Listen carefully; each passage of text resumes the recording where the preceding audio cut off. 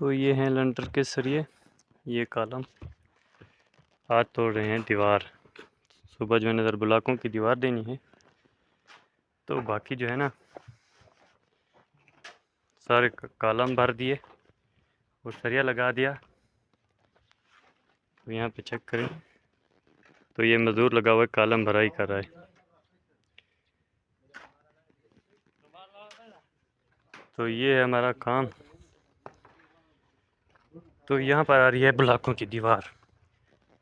इस ईंट से यहाँ तक 4 फीट की गली है। ब्लॉकों की दीवार आएगी, पीछे गली। तो यहाँ तक इसका मिट्टी डालने का भराई का जगह है।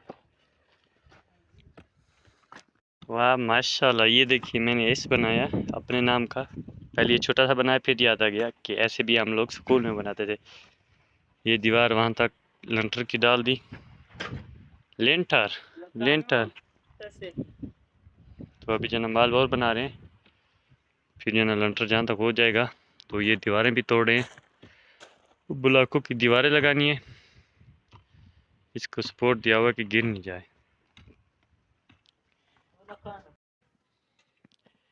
तो लंटर डाल गया कितना, ये 25 फीट का दीवार, ये 25 फीट की दीवार, वो 12 का नहीं 16 का।